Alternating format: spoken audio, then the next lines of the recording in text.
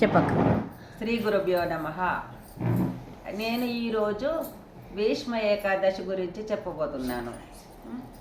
భీష్మ ఏకాదశి ఈరోజు కాబట్టి చెప్తున్నాను. ఇంకోటి స్పెషల్ ఏంటంటే మా తాతయ్య 100 ఏళ్ల కంటే ఎక్కువ బతికిడు భీష్ముడిలాగా.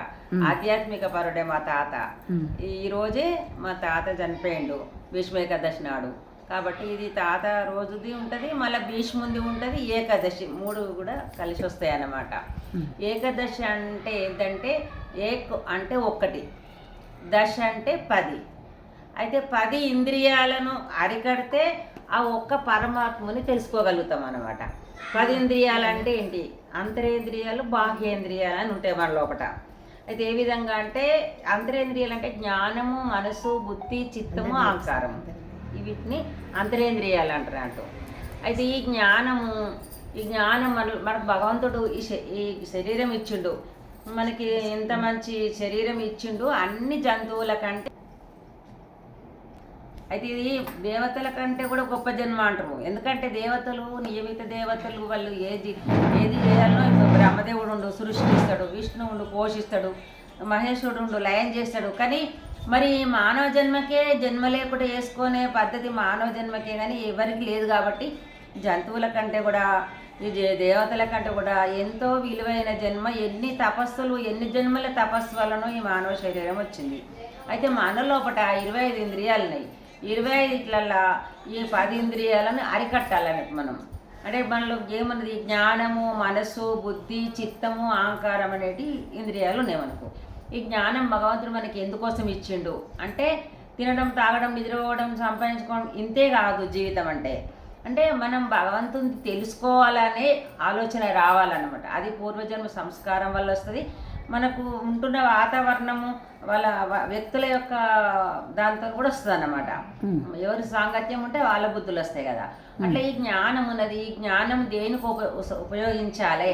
ప్రపంచ విషయాల మీద ఉపయోగిస్తున్నామా, పరమాత్మను తెలుసుకోవడానికి ఉపయోగిస్తున్నామా అని ఆలోచిస్తే పరమాత్మను తెలుసుకున్నట్టయితే మనం దాన్ని అరికట్టినట్టు, ప్రపంచాన్ని తెలుసుకుంటే అరికట్టనట్టు అన్నట్టు, మన ఇష్టం వచ్చినట్టు చేస్తుంది అన్నట్టు. జ్ఞానాన్ని ఈ విధంగా అరికట్టాలి. మనస్సు ఉందనుకో, మనస్సు జ్ఞానం తెలుసుకుంటే మనసు సంకల్పిస్తుంది. ఏం సంకల్పిస్తున్నాము? పొద్దంతా విషయ ప్రపంచం విషయాలనే సంకల్పిస్తున్నామా, లేకపోతే నా జన్మ వ్యర్థమైపోతుంది, నేను కూడా భగవంతుని తెలుసుకోవాలి, మోక్షాన్ని పొందాలి, మళ్ళీ జన్మ రాదు కదా ఇలాంటిది అని ఆలోచన చేసి మనసు దానికి ఉపయోగిస్తున్నామా అని భగవంతుని కోసం మనసును ఉపయోగిస్తే మనం అది అరికట్టినట్టు, మనసును అరికట్టినట్టు. ప్రపంచాన్ని గురించే దాని అందే ఉపయోగిస్తాం అనుకో, అరికట్టనట్టు. జ్ఞానము, మనసు, బుద్ధి. బుద్ధి ఏం చేస్తుంది? ఇచ్చేస్తుంది. తెలుసుకున్న ఇది కావాలి అనుకుంటుంది అనుకో జ్ఞానం, అది ఎట్లా రావాలి అనుకుంటుంది మనసు. ఇది ఏ విధంగా అయినా దీన్ని సంపాదించుకోవాలనుకుంటుంది బుద్ధి. అట్లా ఇది జ్ఞానము, మనసు, బుద్ధి, చిత్తం, అహంకారము. ఇటు దుర్మార్గుడేమో దుర్వినియోగం చేస్తాడు, ఆధ్యాత్మిక పరుడేమో సద్వినియోగం చేసుకుంటాడు. బుద్ధిని ఇచ్చేస్తుంది. చిత్తం ఏం చేస్తుంది అంటే చింతన చేస్తుంది. ప్రపంచ విషయాల మీద చింతన చేస్తుందా? పోయినవన్నీ తీసుకొని ఆలోచిస్తూ ఉంటుంది ప్రపంచ విషయాలు. లేకపోతే రాబోయేటి ఎట్లున్నాయో రోజులు, ఎట్లయితుందో అని అవన్నీ ఆలోచిస్తుంది. అట్లా కాక మన చిత్తం ఏం చేయాలంటే పరమాత్మని ఏ విధంగా తెలుసుకోవాలి, నేను ఏ విధంగా పొందాలి, ఎక్కడ పోతే దొరుకుతుంది ఈ జ్ఞానము అని చింతన చేయాలన్నమాట. ఇది అరికట్టినట్టు. అహంకారం ఉంది. అహంకారం అంటే పట్టుదల. కోపం అనేది అది కాదు, పట్టుదల అన్నట్టు అహంకారం. అహంకారం అంటే నేను చేసే తీరుతా. మన ప్రపంచంలో ఏమంటాం? ఏదైనా నేను చేసే తీరుతా, నేను ఎందుకు ఊరుకుంటా అంటామా లేదా? అదే విధంగా దీంట్లో కూడా నువ్వేం సాధించగలుగుతావు, నీ నుంచి కాదు అంటారు అనుకో. నేను ఎందుకు సాధించలేను? భగవంతుడు నాకు కూడా తెలివితేటలు ఇచ్చిండు కదా, నాకు అన్ని శరీరం ఇచ్చిండు కదా, అందరిలాగా ఇచ్చిండు కదా, నేను ఎందుకు ఉపయోగించుకోవద్దు అని పట్టుదల ఇందులో ఉండాలంటూ. ఈ జ్ఞానము, మనసు, బుద్ధి, చిత్తము, అహంకారము వీటిని అంతరేంద్రియాలు అంటారు. వీటిని సద్వినియోగం చేసుకోవాలి, భగవంతుడి వైపు దింపాలన్నమాట. ఇవి ధర్మాన్ని ప్రేరేపిస్తాయి, అధర్మాన్ని ప్రేరేపిస్తాయి. అంటే దుర్మార్గుడైన వాడు అధర్మం వైపు పోతాయి వాని అంతరేంద్రియాలు. మహాత్ముల యొక్క అంతరేంద్రియాలు ధర్మం వైపు పోతాయి అన్నమాట. అదే విధంగా మనం ధర్మం వైపు దింపాలి. ఇప్పుడు కత్తి ఉందనుకో, కత్తి కూరగాయలు పోసుకోవచ్చు, పండ్లు పోసి 10 మందికి వంచవచ్చు, తలకాయలు పోయొచ్చు. కత్తి తప్పు కదా, కాదు కదా. ఈ కత్తిని ఉపయోగించుకునే మనిషి ఏ విధంగా ఉంటాడు, ఆ మనిషి ఏ విధంగా ఉంటే కత్తి ఆ విధంగా ఉపయోగపడుతుంది కదా. అదే మనలో పడ కూడా కత్తి లాంటిది అనమాట అంతరేంద్రియాలు. ధర్మం వైపు వినియోగించాలి. మనం ధర్మాన్నిగా నడవాలి, భగవతత్వాన్ని తెలుసుకోవాలి, ధర్మంగా నడవాలి, మళ్ళీ అందరికీ మంచిగా చెయ్యాలి కానీ చెడు చేయొద్దు అన్నట్టు.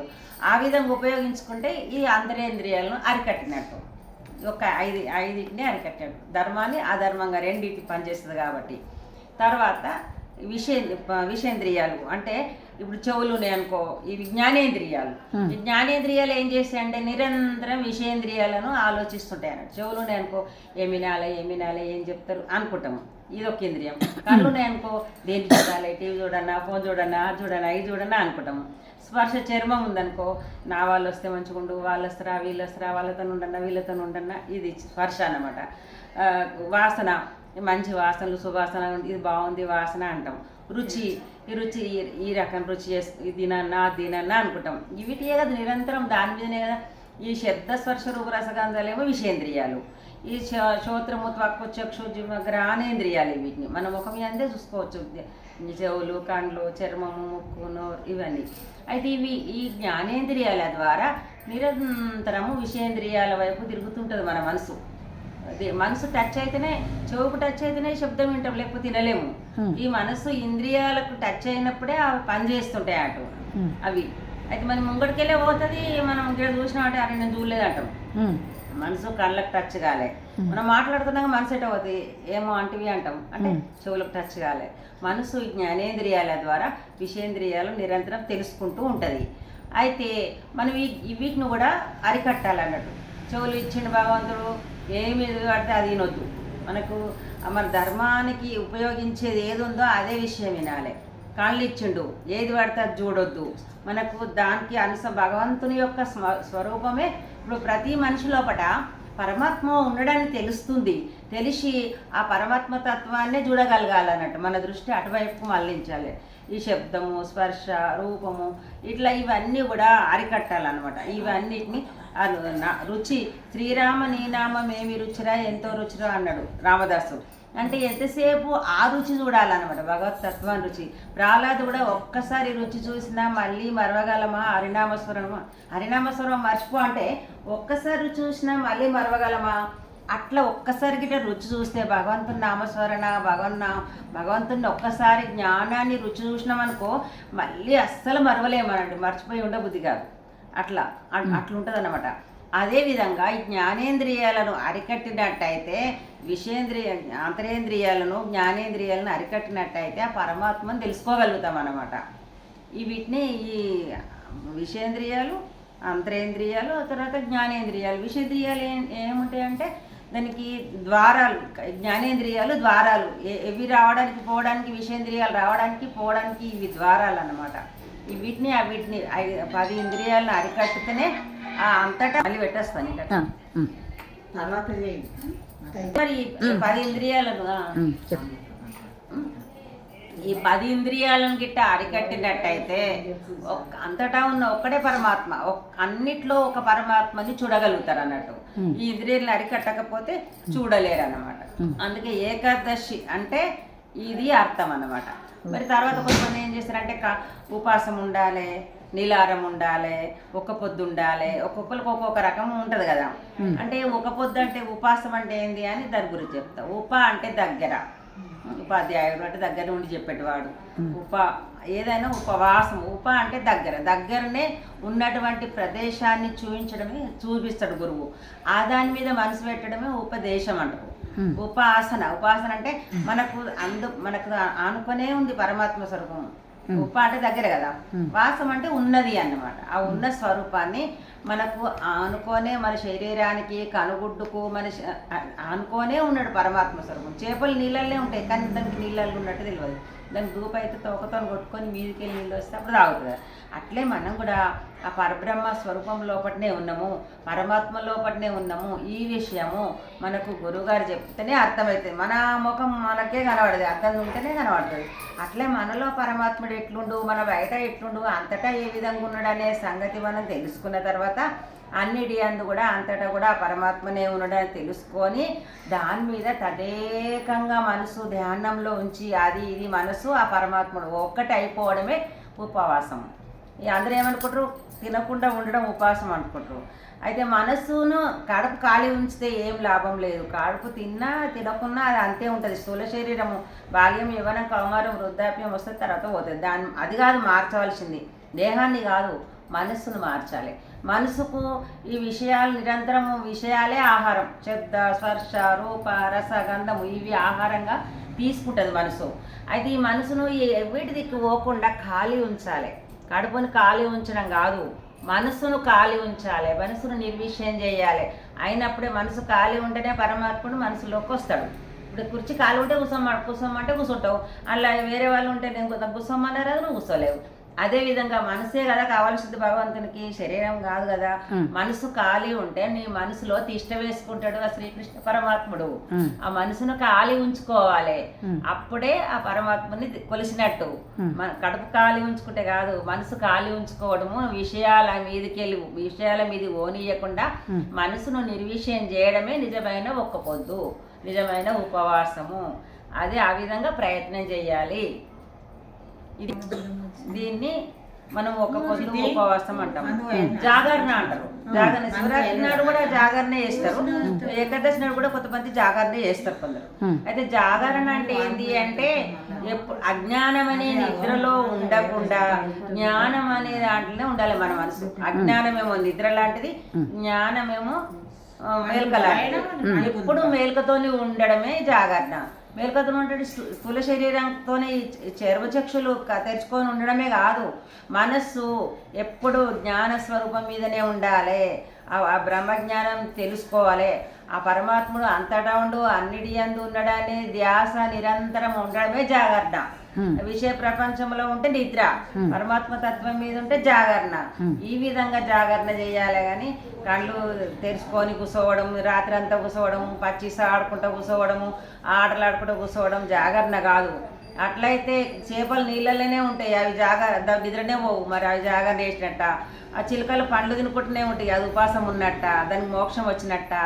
అట్లా కాదు, మనం ఈ విధంగా మనసును అటువైపు దింపాలి, పరమాత్మ వైపు దింపడమే ఉపవాసము, జాగరణ. ఇది నిజమైన ఉపవాసం, నిజమైన జాగరణ.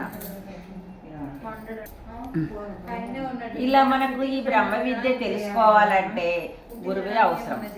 ఎందుకంటే గురువు లేని విద్య గుడ్డి విద్య. సమర్థుడైనటువంటి గురువును ఎన్నుకొని ఆయన చెప్పినట్టుగా మనం కృషి చేస్తుంటే మనకి జ్ఞానము అబ్బుతుంది అన్నమాట. ఈ విధంగా చేయాలి. రామునికైనా గురువు అవసరం పడ్డది. రామునికి ఇద్దరు గురువులైనరు, వశిష్ఠుడు, విశ్వామిత్రుడు. ఇద్దరు గురువులైనరు. ఆయన అంత గొప్పవాడు కావడానికి కారణం ఏంటి? ఆ రాముడు అంత గొప్పవాడు కావడానికి వశిష్ఠుడు, విశ్వామిత్రుడు వల్ల వాళ్ళంత గొప్పవాళ్ళు అయ్యారు, అన్ని సాధించగలిగిర్రు. కృష్ణుడు అంత గొప్పవాడు కావడానికి కారణం ఏంది? ఆయన సాందీపుల వారి యొక్క గురువు సాందీపుల వారి దగ్గరికి పోయి ఉపదేశం తీసుకొని ఆయన చెప్పినట్టు చేయడం వల్ల కృష్ణుడు అంత గొప్పవాడు కావగలిగిండు. ఎవరికైనా గురువు అవసరం, ప్రతి వాళ్ళకు గురువు అవసరమే. గురువు లేకపోతే తెలియదు జ్ఞానము. మనం తెలుసుకుందామంటే రాదు, కుదరదు, తెలియదు. ఇలా మనము ఒక గురువుని, మంచి సమర్థుడైనటువంటి బ్రహ్మజ్ఞానం తెలిసిన, పరిపూర్ణ బోధ తెలిసినటువంటి గురువుని ఎన్నుకొని మనం ఆ రకంగా కృషి చేసినప్పుడే మనం అంతా ఉత్తీర్ణం కాగలుగుతాము. స్కూల్లో జాయిన్ అయితేనే కదా చదువు వచ్చేది, లేకపోతే రాదు కదా. ఇంట్లో కూర్చుంటూ వస్తుందా? రాదు. ఈ విధంగా ఆ స్థితి పొందాలన్నమాట. గురువే కావాలి. అయితే ఈరోజు భీష్మ ఏకాదశి కాబట్టి భీష్మ ఏకాదశి గురించి కూడా కొంచెం చెప్పుకుందాము. ఆ భీష్ముడు ఆ యుద్ధంలో ఆయనకు స్వతంత్ర మరణం ఉంటుంది అన్నట్టు. యుద్ధంలో చనిపోయేటట్టు ఉండేది ఆపేసుకుండు. ఆపేసి నేను ఉత్తరాయణం వచ్చిన తర్వాతనే చనిపోతా అని ఆపుకుండన్నట్టు, మరణాన్ని ఆపుకుండు. ఆపుకొని అంపశయ్య మీద అర్జునుని బాణాలతోనే అంపశయ్య తయారు చేయమంటాడు, దాని మీద వండుకుంటాడు. వండుకున్న తర్వాత అందరు వచ్చి వాళ్ళు పెద్దలు ఎటువంటి పరిస్థితులు ఉన్నా సరే జ్ఞానం కావాలని పోతే చెప్తారన్నమాట. ఈ పాండవులందరూ వచ్చి ఆయన చుట్టూ చేరిండ్రు. భీష్ముడు అనుభవజ్ఞుడు, జ్ఞానం తెలిసినవాడు అని అందరు వచ్చి చేరితే అందరు వచ్చి చెప్పమంటారు అంట, ప్రవచనం చెప్పమంటారు. ఆ టైంలో రక్తాలు కారుతున్నాయి, కుచ్చుకుంటున్నాయి బాణాలు, రక్తాలు కారుతున్నాయి. అప్పుడు వచ్చి వాళ్ళు చెప్పమన్నారు. చెప్పమంటే అటు మంటలు మండుతుండగా కూడా, అవస్థ పడుతుండగా, కొరిపానంలాగా ఉండగా కూడా చెప్పిండు, జ్ఞానాన్ని బోధించిండు అన్నమాట. బోధిస్తే ద్రౌపది నవ్వుతుంది అన్నట్టు. ఎందుకు నవ్వినావు అమ్మ, ఆనాడు నవ్వుతూనే అంత యుద్ధం అయింది, మళ్ళీ ఎందుకు నవ్వినావు అంటే, లేదు తాతయ్య నువ్వు చెప్పు అంటే, లేదు చెప్పు, నువ్వు మామూలుగా ఒట్టిగా నవ్వవు, నువ్వు నీ కారణం లేదు నవ్వవు, చెప్పు అంటే. చెప్పంటే నన్ను అప్పుడు పాండవులు చూస్తున్నాగా కూడా ఈ కౌరవులు నన్ను అవమానించిర్రు, వీళ్ళు కూడా ఏం చేయలేకపోయారు. తర్వాత ఎవ్వరు, నువ్వు కూడా ఆడున్నావు అంటున్నాడు భీష్ముని. మీరు ఉన్నారు, గురువులు ఉన్నారు, పెద్దలు ఉన్నారు, ఎంతోమంది జ్ఞానులు ఉన్నాగా కూడా నన్ను అవమానిస్తుంటే మీరు ఏం చేయలేకపోయారు. ఆఖరికి కృష్ణుడే కాపాడిండు. నువ్వు ఇప్పుడు చెప్పే జ్ఞానము అప్పుడు చెప్తే ఎంత బాగుంటుండే అని అంటది అన్నమాట ద్రౌపది. అంటే నిజమేనమ్మా, ఆ దుర్యోధనుని భోజనం తిన్నాం కదా, దుర్యోధన దగ్గర ఉన్నాం కదా, ఆ రక్తపు కూడి తినేసరికల్లా నా మెదడు మొద్దు వారింది, ఈ జ్ఞానం కూడా మర్చిపోయినట్టు అయింది, అడుగంటింది. ఇప్పుడు ఆ పాపపు రక్తం అంతా కారిపోతుంది బాణాలు గుచ్చుకొని, అదంతా పోతుంది కాబట్టి జ్ఞానం పైకి వస్తుంది. ఆహారం ఎట్లుంటే మనసు అట్లా అవుతుంది కదా, అందుకని ఈ విధంగా అయింది. ఇప్పుడు నాకు జ్ఞానం బయటకు వచ్చి మీకు చెప్పగలుగుతున్నా అని అప్పుడు చెప్తున్నాడు. కృష్ణుని అడుగుతాడు, నాకు ఇట్లాంటి పరిస్థితి ఎట్లా, ఈ కర్మ ఎందుకు వచ్చింది, నేను ఏం కర్మ చేసినా నాకు ఇట్లాంటి పరిస్థితి వచ్చి ఇన్నేళ్ళు, నాకు ఇన్ని రోజులు నేను ఈ బాణాల మీద వండుకోవాల్సిన అవసరం వచ్చింది, ఎందుకు, నేను ఏం కర్మ చేసినా అని అడుగుతున్నాడు. కృష్ణుడు అంటాడు, చెప్పమంటావా అంటాడు. చెప్పు అంటే 7 జన్మల దాకా చూసిండు, 6 జన్మల దాకా మంచి కర్మలే చేసిండు, ఎవ్వరికి ఏమీ నష్టం చేయలేదు, పాపం చేయలేదు, పుణ్య కర్మలే చేసుకుంటూ వచ్చిండు. 7వ కర్మలో చేసిన కర్మ, 7వ జన్మలో చేసిన కర్మ ఇప్పుడు అనుభవించాల్సి వస్తుంది అంటాడు. ఏం చేసిన నేను అంటే, 7 జన్మల కింద నువ్వు ఒక రాజువు, నువ్వు వేటకు పోతుంటే అక్కడ ఒక తొండ ఉన్నది, కింద తొండ ఉంది. అయితే అప్పుడు నువ్వు దిగి దాన్ని కాపాడాలని ఉద్దేశంతో బాణంతో పక్కకేసినావు, అది పోయి ముళ్ళ కంపల పడ్డది, ఆ ముళ్ళని గుచ్చుకొని అవస్థ పడి చనిపోయింది. ఆ కర్మ 7 జన్మల కింద చేసిన కర్మ ఇప్పుడు నువ్వు అనుభవించాల్సి వస్తుంది. ప్రతి మనిషి ఆ కర్మల వల్లనే, ఈ పాపపుణ్యాలు ముందు జన్మలు చేసిన పాపపుణ్యాల కర్మల వల్ల ఇప్పుడు కష్ట సుఖాలు అనుభవిస్తుంటారు, ఇట్లా అయింది నీది అని చెప్పి కృష్ణుడు చెప్తారు అనమాట. అట్లా భీష్ముడు ఉత్తరాయణంలో చనిపోతా అన్నాడు. ఎందుకంటే ఉత్తరాయణం అంటే 6 నెలలు ఉత్తరాయణం, 6 నెలలు దక్షిణాయనం అనమాట. ఈ ఉత్తరాయణం అంటే జ్ఞాన మార్గంలో పోయిన వాళ్ళందరూ ఉత్తరాయణంలో పోయినట్టే, అజ్ఞాన మార్గంలో పోయిన వాళ్ళందరూ దక్షిణాయనంలో పోయినట్టే. ఎప్పుడన్నా ఓని, ఏ టైంలో అన్నా ఓని, అమాసనే కానీ, పున్నమే కానీ, ఉత్తరాయణమే కానీ, దక్షిణాయనం ఏది కానీ జ్ఞానం తెలుసుకొని భగవన్నామస్మరణతో జీవితం గడిపిపోయిన వాళ్ళు ఉత్తరాయణంలో పోయిన కిందికి లెక్క. జై సద్గురు మహారాజ్కి జై. మహంకాళి అన్నపూర్ణేన మా అక్కగారు, సావిత్రక్క గారు. యూట్యూబ్లో మా అక్కగారి ఛానల్ ఉంది, సావిత్రితో సత్యమార్గం అనే పేరుతో ఉంటుంది యూట్యూబ్లో. చాలా బాగా చెప్తుంది, మీరు తప్పకుండా వినాలి. మా అక్క చెప్పే జ్ఞానబోధ చాలా బాగా చెప్తుంది, నిజంగా తప్పకుండా వినండి. Please like, share, comment. వినండి, సబ్స్క్రైబ్ చేయండి, లైక్ చేయండి, షేర్ చేయండి, కామెంట్స్. బోధ గురించి మీకు ఇంకేమైనా భక్తి మార్గం విషయాలు కావాలంటే చెప్పండి. మా అక్కగారు చాలా బాగా చెప్తారు, మస్తు మనసుకు ఆకట్టుకునే అలా చెప్తారు, తప్పకుండా వినండి. నేను ఈ వీడియో 2026 జనవరి 29న తీశాను.